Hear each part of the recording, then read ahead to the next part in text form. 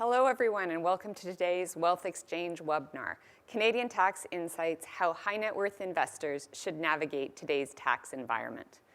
My name is Vanessa Flockton, Senior Vice President, Advisory Services here at Nicola Wealth, and today we are going to talk tax. Before we get started, I wanted to remind you that today's session is intended to be interactive and we would love to hear from you. Please submit your questions throughout the discussion and we will be answering them in a Q&A session at the end of today's event. On September 20th of this year, Canadians re-elected a Liberal minority government. And since that time, there's been a wave of speculation around changes in tax policy and how it could impact high net worth investors and their families. In today's discussion, we will address potential developments in Canadian tax policy as it relates to the taxation of homes, wealth, capital gains, and personal and corporate tax rates. Understanding what is to come is a good place to start. However, we will further equip you with strategies to navigate the current tax environment by reviewing several tax planning tactics and how these can be integrated into your overall financial plan and portfolio design. I expect you are all looking forward to this conversation, so without further delay, I'd like to welcome Nicola Wealth Chairman and CEO, John Nicola. John? Thanks, Vanessa. Good morning, everybody, or good afternoon to those who are back east.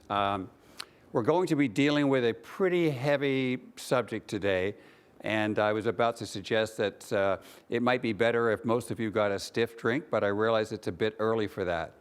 We're going to be looking at a number of issues today, and in putting together these slides for what we're going to discuss, it occurred to me that there was a great song by the Beatles that came out, about 55 years ago.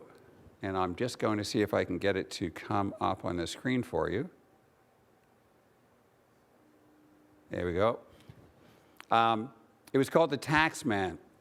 It was written by George Harrison, and he wrote the song because the Beatles were quite successful by that time and had made a lot of money, but had been a little delinquent in sending the fair share to the Crown. So he wrote this letter because they were being having a lot of income garnered and sequestered by the government. And in fact, according to George, it was 95%. He wrote, "Let me tell you how it will be. There's one for you and 19 for me. Because I'm the tax man. Yes, I'm the tax man." And it went on to say, "If you drive a car, I'll tax the streets. If you try to sit, I'll tax your seat. If you get too cold, I'll tax the heat. If you take a walk, I'll tax your feet." Now, I have to say, actually, today we've managed to tax most of those things. Now, George was exaggerating back in 1966 about the tax rates in England, but not by much. The maximum tax rate on income at that time was 90%. Now, a few years later, the government saw fit to reduce that tax a little bit, but only to 83% on income. But they raised it to 98% on investments. So when we consider where we are today, we have to remember we could have been back in the UK 55 years ago, a completely different environment. Needless to say, 2 years later, Margaret Thatcher won the leadership of the Conservative Party, and 3 years after that became Prime Minister. So I'm sure that there's a connection there. We've just had an election in Canada. In the last election, the NDP promised a wealth tax and also a change in capital gains taxation. The Liberals are going ahead to enact a luxury tax on boats and cars and planes and a special tax on financial institutions. And in the US, Joe Biden has already proposed the largest increase in capital gains tax in the US, although, as it turns out, that's going to have to be compromised based on what the Democrats can actually get through Congress. So let's take a look at what the possible tax changes could be.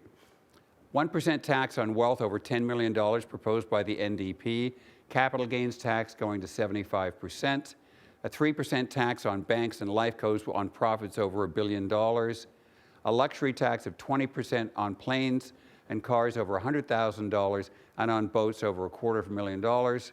So let's consider a couple of things with respect to these suggested changes.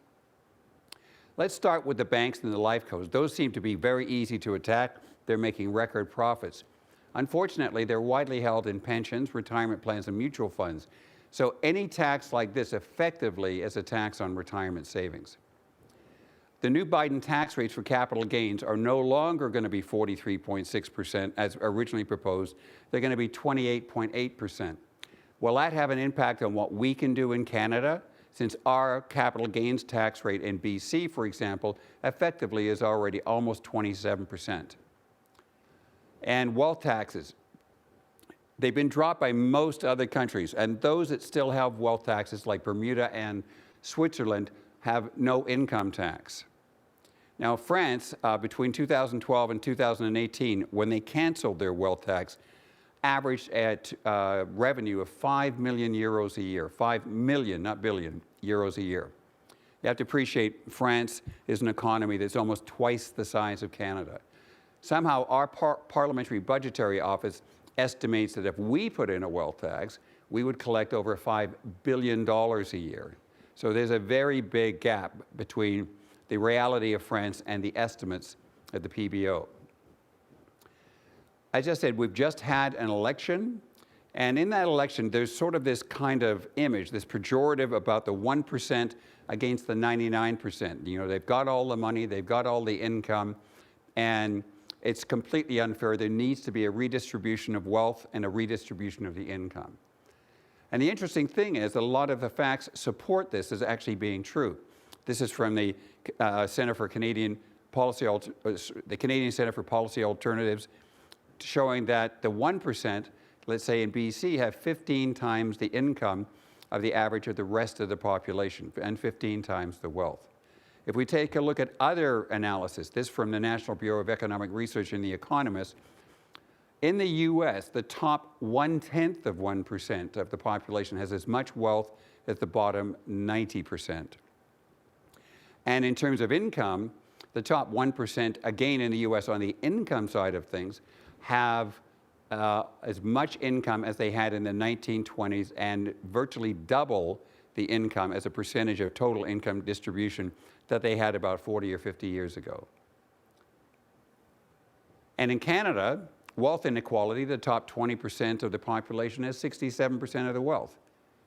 But now we need to look at the other part of the discussion. So this is another announcement coming out recently. I took a look at the StatsCan website indicating where are we in terms of pension wealth in this country. Now, I mean by that defined benefit pension wealth. These are pensions where an income is guaranteed, but there's no lump sum of cash as you might see in an RSP, for example. And currently that's at $2.1 trillion. We're going to come back to that in a second to see where it fits in.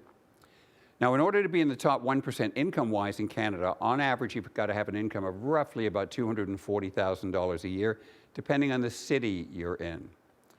And if we take a look at this data from the Fraser Institute, again, looking at income here, not wealth, the top 20% have 44% of the income, but they do pay 55% of the taxes.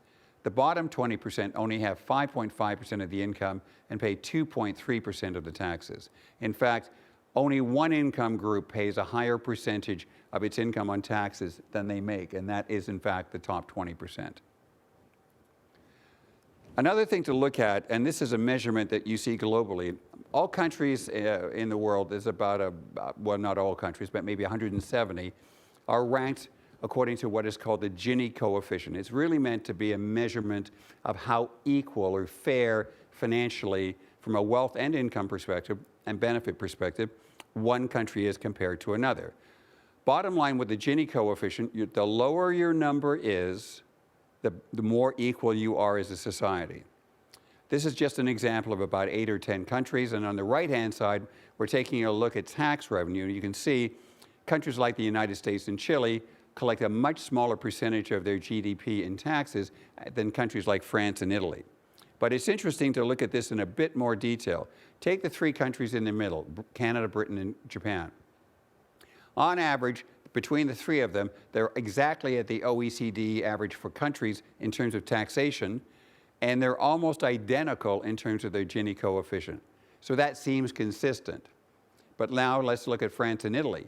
Their taxes are significantly higher, but they're not more equal than Canada, Britain, and Japan. So higher taxation by itself is not guaranteeing an additional level of equality. If we take a look at the US and Canada on an income basis, what we see is the US has richer rich and poorer poor, much bigger disparities in terms of income distribution than you see in Canada. And when it comes to where Canadians fit in terms of, this is an example, again, this data came from the Fraser Institute. I just need my glasses to make sure I can see it properly. The top 1% of the population, if you look on that square, is at 9.9% of income, but 21% of taxes collected in Canada. So one of the things I think that's important to understand, and I'm going to reference this young woman who's an astronaut in Canada now, Jennifer Sidey, in a minute. The problem is that a lot of things in the narrative about the wealth around the world is actually true, but it's much less true for Canada. Canada has already gone a very significant way to create a fair redistribution of both wealth and income. But there's another factor here that's material to the reason why wealth and therefore taxation issues are front and center. Jennifer Sidey is an astronaut and she's 28 years old. And the reason I brought her picture into this is because she's the same as the median age of the Canadian population 40 years ago in 1980. And this person on the right you recognize quite well, Jagmeet Singh, the leader of the NDP, who's 42. He is the median age of the country as of last year. So what difference does that make? Well, when we compare these two things and look at the country's wealth, this is a graph of wealth by age in Canada, by households by age. If I take those two ages, 28 and 42, what I notice is that in the last 40 years, there's been a shift. There's 3 times the wealth in the average 42-year-old in Canada as there is in the average 28-year-old. And that's totally to be expected. They're older, they've worked harder, they have a higher degree of income, they've had to save longer, and they need to save in order to be able to retire. It's not unreasonable to notice that the peak wealth occurs roughly around retirement age. So any aging country, and we're certainly aging, is going to have a concentration of wealth over time. The only way that you could eliminate that is actually to have no change in the median age in the population. Let's take a look at how the wealth around the world. If you have to be in the top 1%, and one of the richest countries in the world, of course, is Monaco because it's a tax haven, and Switzerland, and the US is up there, and then other European countries are fairly well down in terms of what it takes to get into the 1%. What about Canada? This is the wealth required to be in the top 1% in Canada. Again, as you can see, it's completely age-related, and it does peak at 65 at around $5 million. But the average number, the one that's been used on the left side chart, in Canada is roughly 2.4 million Canadian dollars to get into the top 1%, 1.9 million US dollars. In other words, about the same as Germany, and about half or a little less than half of that of the United States. Again, it's not nearly the same. Our numbers in our comparison are far different than the US. And there are some other things to consider. When you take a look at your net worth, you look at your assets and your liabilities, and you decide what the difference between the two is, and there's your net worth. But there's something missing in this equation. And the thing that's missing is this. Let's just start with those pension plans we discussed earlier. $2.1 trillion in defined benefit pension plans, 75% of them public. None of that money shows up in the net worth of the individual Canadians who are entitled to the rights from those pensions. In addition to that, the $7,000 per year person for health care that we pay in Canada, which is completely reasonable and justifiable in a universal health care system, has a present value of $150,000 roughly, depending on your discount rates, per person, regardless of where you stand on the wealth, but it's not measured as part of anybody's wealth. And other government benefits, including school and roads and other kinds of infrastructure, are not included either. So in other words, we're not really adding up all of the wealth and then recalculating the numbers to see how it's distributed. So let's talk about how this affects tax reform, because this, because this is I guess the whole point of why do taxes need to change and what's the basis for that. The last major tax changes we saw occur were in 2018. And before tax reform, basically, if you owned a small business, you basically would pay dividends as opposed to salary. You could income split with family members, including your spouse. You could accumulate passive assets in your Canadian-controlled private corporation, and you could recover refundable tax credits in a very efficient way. And your small business deduction limits, the $500,000 per year that's taxed at a low rate in BC of 12%, was not impacted by passive assets. All of that changed in 2018 and 2017 when tax reform was initiated. So first off, now salary is going to be the ideal way to take compensation as opposed to dividends. You can't basically income split unless you're dealing with, unless you get to age 65 with a spouse, and you can't income split with adult children unless they can, or minor children as well, unless they contribute labor and capital to the company. CCPCs are still a better way for a business to organize than any other structure, but it will create a situation where you want to minimize taxable passive income because that will eat away at your small business deduction. So the general guidelines basically are as follows. You want to take salary and you want to maximize your CPP and RSP contributions. It depends essentially once you get to the maximum RSP level, which is roughly around about $160,000 or $70,000 a year, whether or not you take dividends after that or not. It's situational. You need to sit down with your accountant to review your particular situation. And it's likely better in a perfect world. A lot of accountants like their clients to be able to recover refundable tax credits, which I'll explain in a minute, as they go along. I believe in the model that we're seeing now that those tax credits should be delayed and not taken until basically an individual sells their business or retires. So let's take a look at some planning options. We want to look at solutions to the issue of how you can mitigate tax issues. So salary versus dividends is one, prescribed rate loans is another, an IPP, individual pension plan versus RSPs, corporate structuring makes a difference, how you structure your asset allocation for your portfolio, using insurance with or without leverage, and philanthropy. All of these can be very effective at mitigating tax outcomes. So let's start with the first one. If we took a look at salary versus dividend, now let's imagine that we've got $200,000 of pre-tax income and we have three choices. We either take it as salary, and if we do, we're going to basically pay $64,000 in tax, have about $135,000 to spend. If we take it as an eligible dividend, that means our tax rate in our business was 27%, the general rate, not the low small business deduction rate. We are going to pay about $54,000 in corporate tax and $12,000 in personal tax, and net about $133,000, slightly less than the salary. And the numbers are similar in total tax if we do get the small business deduction. So what we can observe essentially is that the incomes in all of these cases are almost identical. They're very close. But the difference is the salary lets me put in $27,830 into an RSP.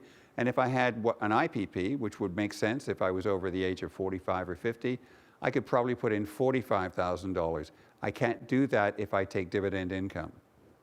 The salary allows for CPP contributions, and the dividends might be better if you can recover RDTOH. But as I said earlier, it would be better to do that when you actually retire.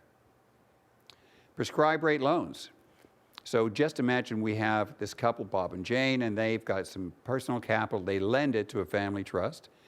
And their purpose here is to invest it in such a way as to generate income that's allocated to their children, their minor children.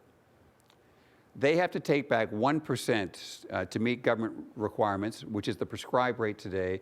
So $10,000 a year of the earnings on that $1 million have to come back to them and it's taxed in their hands. But if they can make a 5% yield, the residual income is then allocated to the children and taxed in their hands.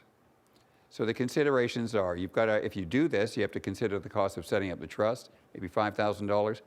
Tax returns have to be filed for the children. They have rights to the allocated income over time. That's not much of a concern if you're spending that on them for their particular current needs, travel, or private education, and you have to track expenses. So you have to pay attention to where the money is actually going. And prescribed rates will rise over time. Interest rates are going to go up at some point in time, but for now at least you can lock in a 1% rate for an indefinite period of time. Now the net result of all of this planning is that this family on the income on that $1 million is paying a blended tax rate of 15%, which obviously is very efficient. Now, let's take a look at how RDTOH works. RDTOH stands for Refundable Dividend Tax on Hand. It's not really important that you understand why they've come up with that particular acronym, but really what it means is if you have $100,000 in the company, you initially have to pay tax at just over 50%, $50,700. But $30,700 of that is refundable as long as you pay a taxable dividend to yourself or to some other shareholder in the company. That would mean you'd have to pay a dividend of roughly $81,000, and you'd have to pay, at least in BC, about $39,500 of tax on that dividend. Now, the corporate tax would drop to $20,000, but when you add the two taxes together, they're $59,500. So basically, you pay tax of almost 60% on that income. And if it had just been bonused out to you, the maximum tax in BC would have been $53,500. So this is not a very efficient way of distributing passive income from a Canadian-controlled private corporation. So let's look at a different way, a better model. So we're going to meet Bob and Jane here. Sorry, Bob and Dana. They're both 65, and obviously they can jive. They've just sold their business. They have a holding company. We've got $4 million in it. And as a result of not distributing their refundable tax credits, they've built up a credit of about $500,000. And along with their savings, they have additional savings of RSPs, IPPs, and CPP entitlement. Now, they want to spend about $180,000 to $200,000 a year after tax, and so they're looking at their compensation model to see how that works. So what should they do?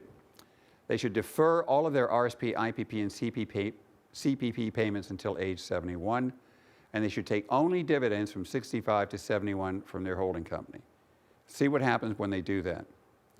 So they're going to each take $125,000 in what's called an ineligible dividend. That is a dividend that's taxed at generally higher rates. When they do that and have no other income, they are each going to have to pay $23,500 in tax, or $47,000 in total. But when they do that, their company is going to get back $95,000 of that refundable tax. So actually, they'll be getting back more taxes each year than they're paying each year. So their tax rate for 65 to 71 is actually negative. Now, if we look at the math specifically, $47,000 in tax paid, spendable income of $203,000, that hits the target they have, $95,000 tax refund, which adds to their savings, of course. The tax rate then on the entire passive income, which was originally almost 51%, is now going to be around 34% instead. And as long as they don't take any other income, and this is the important thing, they can make this work very effectively. They should recover most of their RDTOH in 6 years. Once after that's done, they will start to receive RSP, IPP, and CPP income. Now, if you want to know what an IPP is sort of a turbo-boosted, turbocharged kind of retirement savings plan, similar to RSPs. And let's just take a look at what it looks like for, let's say, a 60-year-old who's never had a pension but only been investing in RSPs. They're allowed to have a special calculation done that says that they can put $800,000 into a pension plan, provided they transfer, in this case, $490,000 from their RSP. So they can add a one-time payment from their company to their retirement savings of $310,000. They can add another $40,000 roughly per year. And at some point when they retire, they can put in an additional amount of money for this particular person at this age with this many years in their company, about $1.2 million. So the total is $1.5 million that could be added to their retirement savings on a tax-deductible basis. So if you look at the numbers then, there's the RSP maximum back. This is maybe 2 years ago. It's currently the IPP maximum for the 60-year-old would be $40,000 per year, but the past service and the terminal funding bring it up to $1.55 million. So let's take a look at whether this makes sense. The nice thing about the income that comes out of an IPP, much like that comes out of a RIF, is it can be income split between a couple. So even though only one of the couple may be able to get an IPP, the income benefits can be split. Future earnings to age can be tax deferred until age 71 if you wish. The contributions, of course, are tax deductible. If you don't have the capital to do all of the past service or terminal funding, you can amortize it over 10 years. And one way to maximize the use of, and this is interesting given what may happen to capital gains tax, you can intentionally trigger pregnant gains in a corporation in the year that you want to fund an IPP and basically use the IPP contributions to effectively reduce your taxable passive income. So for most people, if you're incorporated and you're taking a salary from your company and you're over the age of 50, it's better to switch from RSPs to IPPs. Okay, and I mentioned this thing at the very, it does have restricted liquidity. IPPs cannot just simply be cashed out. They have to be taken as an income stream. And the residual assets are fully taxable at death. That's also true for RIFs. A lot of our clients have made a decision, because that's true, to donate any residual capital that's in their RIFs or their IPPs to their favorite charities or to their foundations or donor advised funds. All of that works very well, and it means that there would be no income tax on registered assets. Portfolio design. This really can be something that makes a difference to how much tax you pay inside your corporation on your passive assets. So the objective is to reduce the taxable income on non-registered accounts. We're looking for growth assets. We're looking for things that generate eligible dividends, like bank stocks, for example, and capital gains.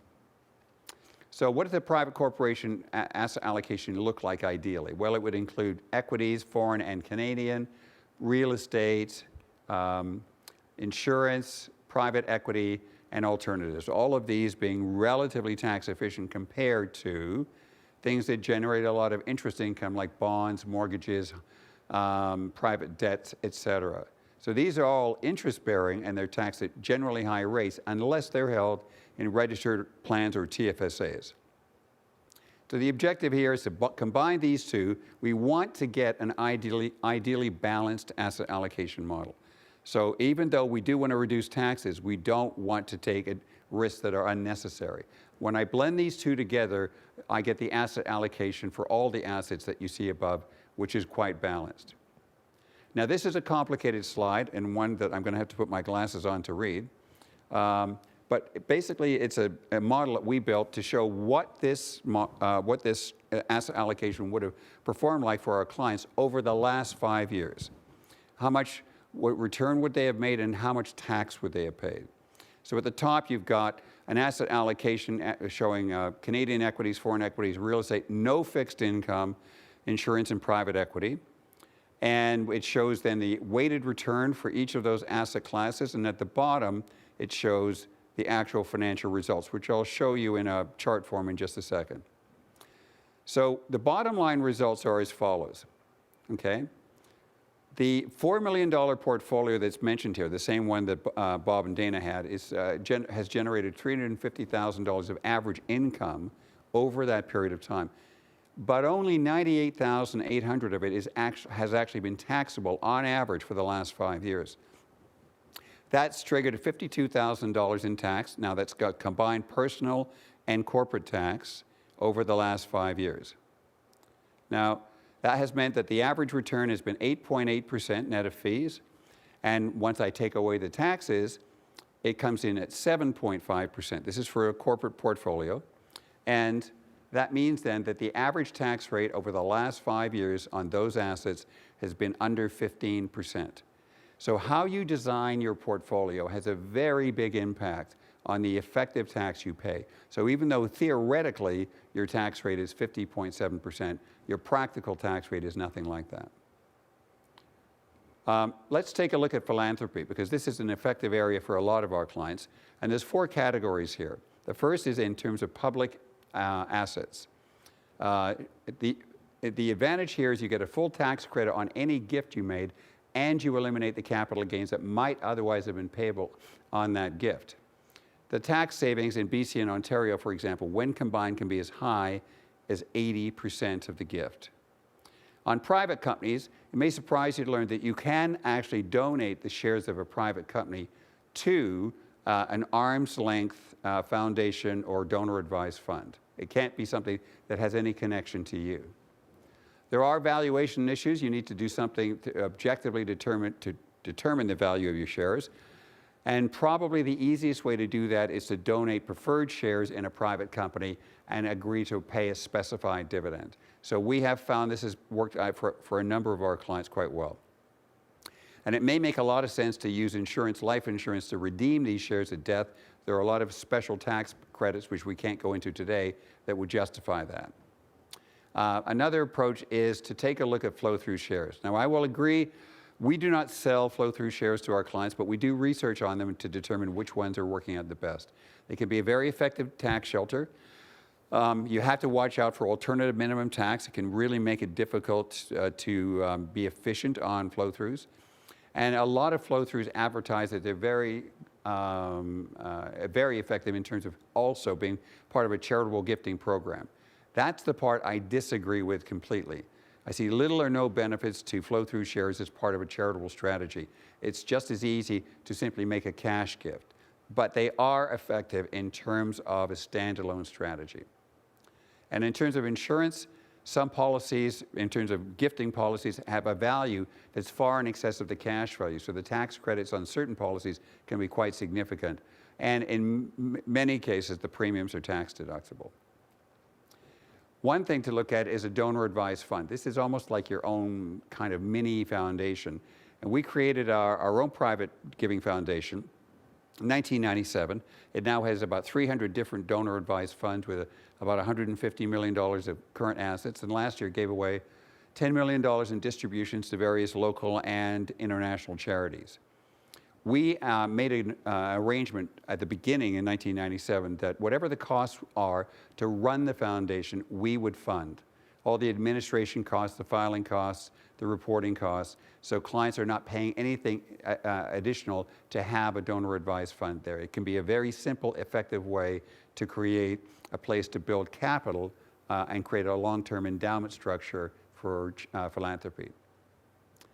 Insurance. One of the nice things about insurance policies is they have a very efficient tax accumulation of cash value. They're a very good substitute for fixed income, especially at today's low interest rates. Very strong collateral value, so quite easy to leverage efficiently at 90%. They can reduce taxable income on passive assets, and right now that's a significant issue, especially when one looks at interest income. And there are very significant tax benefits. When you use insurance efficiently from an estate planning perspective, you can reduce your taxes in your estate significantly. So these planning options include salary versus dividends, again, just as a reminder, prescribed rate loans, the IPP versus the RSP as a strategy, how you set up your corporate structuring, how you build your portfolio structure, especially if it's going to be corporately held. Insurance, with or without leverage, can make a very big difference in terms of taxable issues for passive income. And philanthropy, it's very effective as a way to reduce taxes and do some good in the world as well. So with that, I think we've tried to cover a variety of issues related to where things are and what you can do about them. So I think we're going to take a short break, and then we're going to come back for some questions. Just before we do, though, I want to come back to this image of the tax man going back to 1966. And I remember I was around when this album came out. And it occurred to me, I was thinking about another image that the way taxes are going, the direction they're going, the intent of governments around the world. It sort of reminded me of the Jack Nicholson movie, The Shining, that the tax man is back. Well, that was great, John. Thank you. Oh, it was fun. I mean, talking about tax usually isn't that much fun, but as long as it ended better than it started, that was the important thing. Well, the good thing is that our audience seemed to like talking about tax because we have a bunch of questions already. Okay, good. So why don't we get started? So the first one that I have here is, you talked about potential increases in the capital gains inclusion rate. So Yeah. that's a question I get from a lot of clients. And what should they do about it? Should they be going ahead and crystallizing gains? It's a little bit like having a crystal ball, but what do you think? I mean, I think there's a lot of political desire, especially given that the Liberals have a minority government, and effectively they need NDP support to pass anything. So it all comes down to how much hardball the NDP want to play in terms of this particular tax question. The challenge is, of course, that Biden lost his ability to bring the tax rate anywhere near what they had originally intended. So it's not that easy for candidates to just say, okay, in the US, they pay 28 or 29% tax on capital gains, and we're going to charge 40 or 42%, which is the effective tax rate if we bring it to 75% inclusion. So that's going to make it more difficult for that decision to take place. But I would say, in talking to tax specialists elsewhere, it's kind of mixed. Half of them feel that's not actually going to occur. The other half feel it might occur. And the problem for clients is they have to make a decision. Do they sell some assets now because they're worried about the tax rates going up? I know personally I'm not going to do that. Most of the assets that we try to hold for clients are long held, and there's a real cost to selling assets and triggering tax now, even if the tax rate ultimately were to go up. So each situation should be looked at by the individual in areas that matter to them. So let's say they could trigger the tax now, and at the same time they were interested in maybe adding to their donor advised fund. In that case, then basically they can make that tax disappear entirely. So I would say that anybody considering selling an asset now to avoid what they think is going to happen should come up with a tax plan for doing so. And given how late it is in the year, I probably wouldn't be doing any transactions until the early part of the new year. Okay, great, thank you. Okay. Another question we have here is around donations and donating appreciated shares to charity. Do you think there's a risk that the government might take that away? I think that's going to be, I think the heat the government would get from the entire philanthropic and charitable community would be not worth it. I mean, the fact is that I don't think, the government tends to look at things in terms of expenditures. And so, for example, when they consider RSP issues, they say, how much income tax are we losing because people make RSP contributions? And so they look at the tax cost of things. The tax cost of gifts to charitable organizations that are, let's say, appreciated shares is really like a rounding error. So they would be trying to make a political statement, and at the same time, the charities would be making the point that they're doing very good work, especially during COVID. Right. And they need to look at this capital to basically to continue their work. So I think that's a bit of a stretch. I don't know the government wants to go there. Okay, next question here is, how do you think taxes will increase? Will the government introduce a wealth tax? Will they introduce an inheritance tax like there is in the United States? And is there anything that I should do today to get in front of it? Okay, so those are all interesting possibilities. I mean, I think the wealth tax is sort of an interesting, challenging tax to implement. I know Canadians have said, when they do polls, wealth taxes are great, but in reality, they don't work anywhere else in the world. And so the likelihood, I think, when sober heads prevail, is to say, okay, we won't look at that unless we can find something easy. And the only easy wealth to tax, interestingly, is real estate. But if you're the federal government and you go after people's real estate, and I mean commercial or houses, then when you're thinking about it, you're basically challenging the cities and the province who count on that tax as being one of their primary sources of income, and saying, well, we, the feds, would like to take part of that pie. So again, I think that would be a very big political fight. So I'm encouraged to think that maybe the wealth tax will be talked about, but it'll end up being more rhetoric than substance. I think that the governments will look to raise rates. They will see this narrative of the 1%, whether it's wealth or income, being something that needs to be corrected. So will it surprise me if marginal tax rates rise? No, not particularly. I don't think business tax rates are going to change. I think that they've already made their example of going after the banks and saying, we'll just pick on an easy target that nobody likes anyway, right? Yeah. So That's true. yeah. So, okay, but if you think that personal tax rates, marginal tax rates might rise, do you want to speculate on what that might look like? No idea. No idea. I mean, again, the limit, I'm trying to think basically the U.S. rates are going to rise, but not as much originally as, but not just the capital gains rates, but the basic rates. And if you add state rates and then the surtax rates that they have in the U.S., I think basically maybe California and New York get to, the maximum rate is at the mid-50s. But you got to appreciate that that's basically a taxable incomes that would be $1 million Canadian a year and more. Right. Okay, so we're at the maximum tax rate at $225,000 a year. So it's chalk and cheese comparison, really. Right. But I mean, I think the tax rates can rise. I don't think by huge amounts. We're already pretty well at the same level that the U.S. has just moved to, right? Right. So we won't get to the same type of tax rates as well, the Beatles were singing about in... We're competing for talent with the U.S. in a huge way, especially in the areas of technology. You just can't make the gap that wide and then expect to be able to find these people and bring them in. And I think that's a stretch. Okay, terrific. Thank you. Okay. Oh, we didn't touch on inheritance tax. Oh, inheritance tax. Thoughts around that? Well, the U.S. in theory has inheritance tax, but one of the things that they offset that by eliminating capital gains at death. So we have a capital gains tax at death, which is not insignificant. And so we really do effectively have an inheritance tax because that tax occurs at death before the assets are inherited. It also means that all registered assets, which are I think in Canada, maybe $3 to $4 trillion alone, are taxable as full income at death, and the only exception being if you actually give the money away to charity. But you can't give the money to your children or grandchildren or anybody else and not pay full income tax. So somebody's got a $2 million RIF or IPP, they're looking at well over $1 million in tax. So the reality is we do have taxes that occur upon people's death as their estates are transferred to the next generation. So to say we don't have an inheritance tax isn't right. Yeah, fair comment.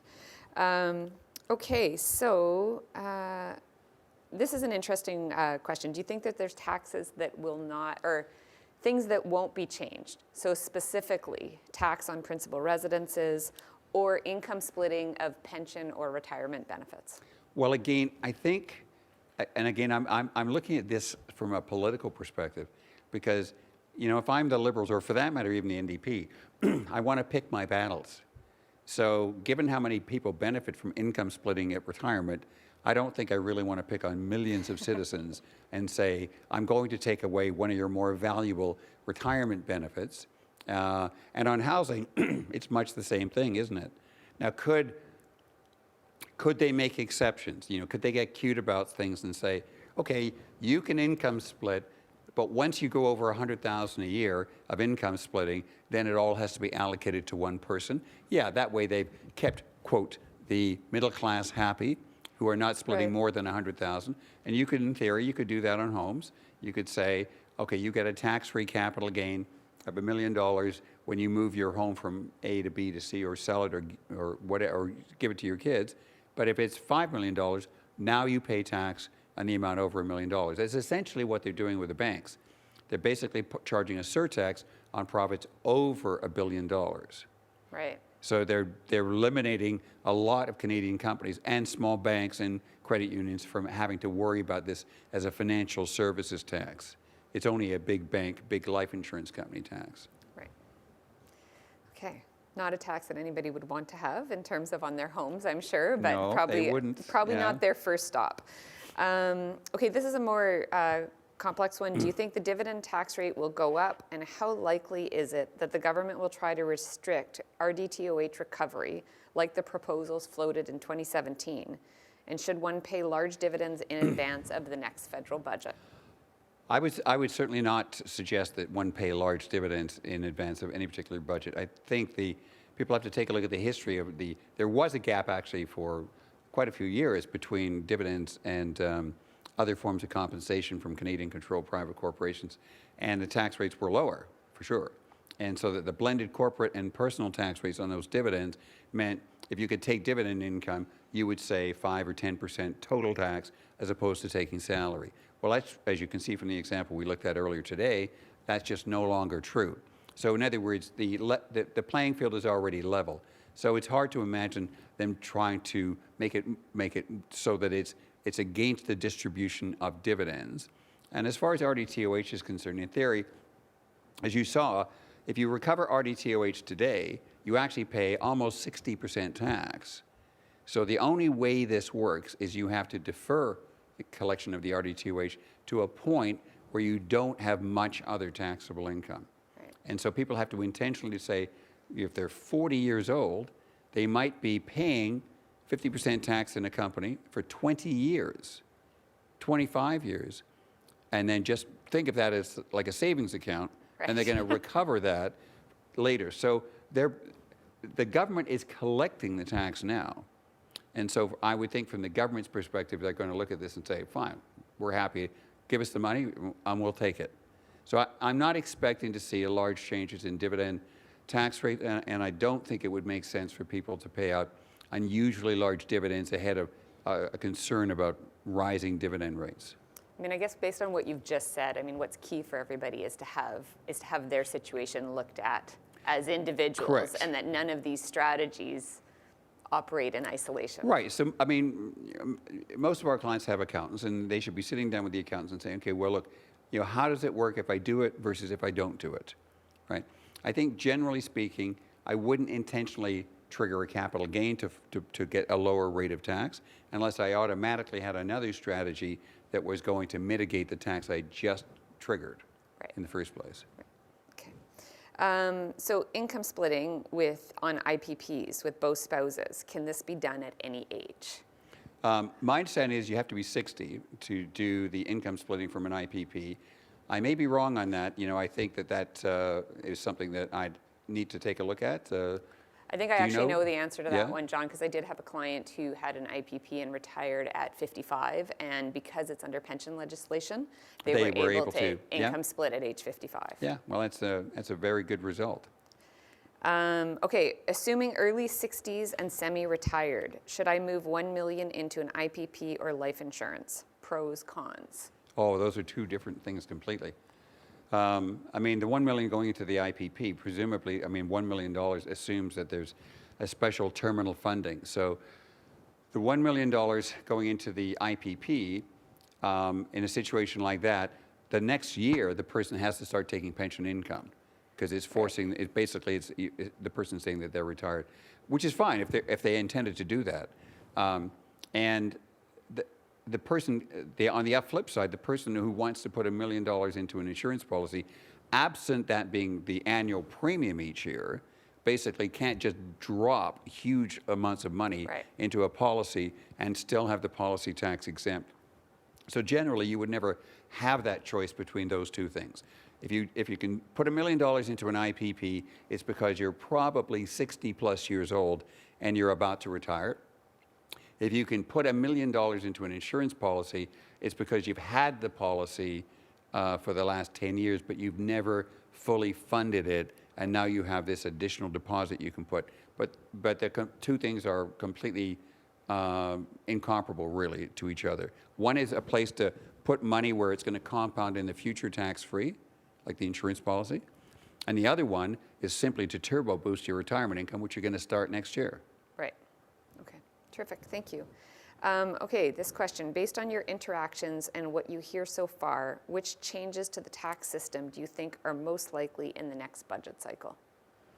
Well, okay, so one of the things that CRA has been doing is they took a look at certain strategies that sophisticated tax advisors were providing clients. One of them was called what's called non-CCP companies. In other words, these were companies that essentially were not Canadian-controlled private corporations, effectively, for all intents and purposes, offshore companies, usually in the BVI, sometimes in Delaware.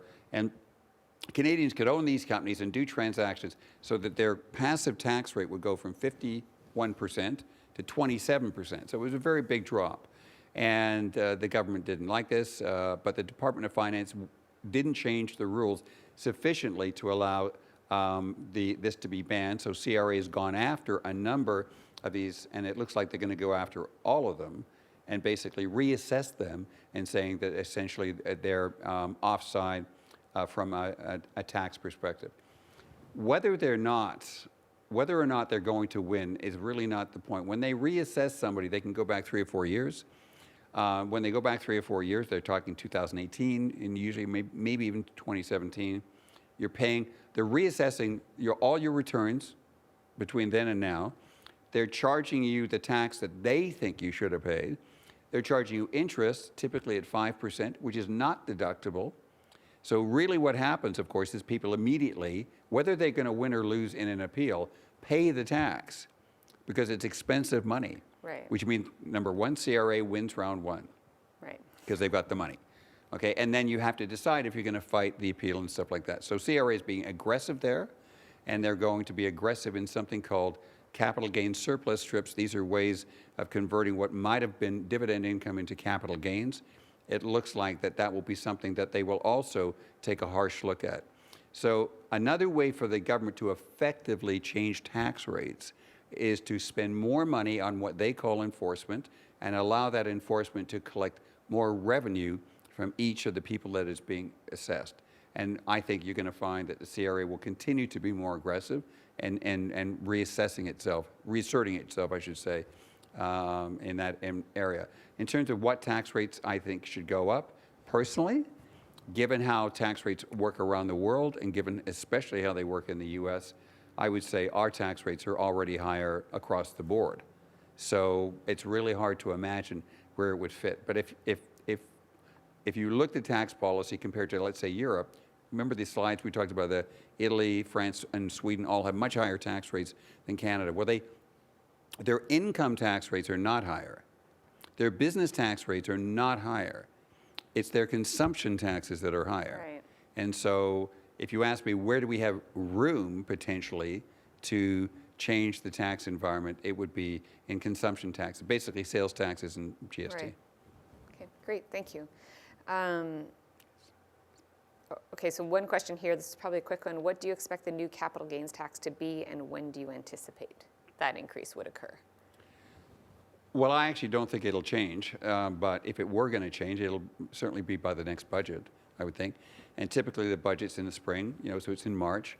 It will be interesting, though, again, if you wanted to get political and say, okay, I want to bring in a capital gains rate, but I really don't want to hurt all of the, the average investors and stuff like that. So there's an interesting way to solve the problem. You create, a capital gains lifetime limit that's not taxable, that covers like a large chunk of the population. And then once you get over 100,000 or 200,000 or whatever number you set, you make the tax rate 75%. And so it's not hard for me to think of a way for them to be do a politically acceptable change to it, which doesn't impact everybody the same way. Okay. So when you talk about income, do you mean net income or taxable income? Well,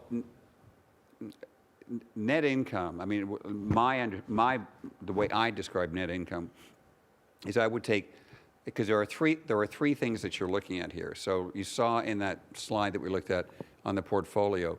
So the return on a portfolio could be $300,000 a year, of which, let's say, half is actually taxable in the year. And the reason the rest of it isn't is because it's an appreciated value in the underlying assets. The value of the real estate may have risen. It's because depreciation can be taken, which reduces taxable rental income. It's because some of the income is capital gains, which is not fully taxed. And it could be because some of the income is dividends, let's say in this case from a bank, which are taxed at 2/3 the rate of normal interest income. So when you add that up, you've got $300,000 of income, 150 of that is taxable. Maybe your tax at 50% is $75,000. So your net income is 300, the starting number, minus the 75 in tax, and your net income is at, in this case, 225,000. So my definition of net income is after-tax income, as opposed to taxable income. Okay, great, thank you. What do you think of a citizenship tax, taxing Canadians regardless of place of residence? Oh, I see. Yeah, well, you mean like the U.S. has. Again, the U.S., and I might be wrong on this, but I'm not aware of any other country in the world that taxes its citizens on the basis of citizenship as opposed to residency. So I would think that, again, that's, it's possible, but I think, again, I'm not sure that there would be much in the way of revenue from that perspective there. Right. I know it's a real pain for Americans living in Canada to have to file dual returns and all of the rest of that, because if you have a tax treaty with the U.S. generally, most Americans working in Canada pay more tax in Canada than they would have in the U.S. So on a U.S. basis, they're filing all of these returns, but they're not actually paying any U.S. taxes at all. Right. Makes sense. Okay, we have one more question here. Okay. For corporate-owned whole life, I believe there's a shareholder taxable benefit if they use secure lines of credit to access cash value. I hear this can be avoided if we pay a guaranteed fee to the guarantee fee to the corporation. How do we determine the guarantee fee? Okay, so that's a pretty technical question related to, so just as background, as a strategy, certainly within the insurance industry, it's often recommended to people that have companies to use their companies to put money into a life insurance policy and build up the cash value and use that as part of their retirement savings. And that when they get to retirement, rather than extracting the cash value, because then it would be taxable, they borrow on the cash value and then they just go ahead and spend the money. And this person's asking then how would that loan be taxed if essentially it was a personal loan, and should there be standby fees and a bunch of things like that? I think that the problem is, and so rather than answer the question, is I think this is a really bad idea in the first place. Because the problem with this strategy, which has been proposed by a number of life insurance companies, is that when it's all said and done, the interest on the loan is not deductible. You're borrowing money to spend, let's say, on a holiday or a car. So there are much more efficient ways to do that, which would be, and again, not to get too technical about how the details work, you need to sit down with an advisor and look at it individually. But if I have a big insurance policy, I can get a big credit line on it. Okay, no question about that. Let's assume I've also got a portfolio of assets. What I would do is liquidate these assets and spend that money and borrow on this credit line on the insurance policy and put it back into the portfolio. Now my interest is deductible. So that it's not that the question isn't a reasonable question to ask, it's just that it's not the right way to go in the first place. You want to structure this so it's tax efficient and that you don't have to worry about shareholder benefits in the first place.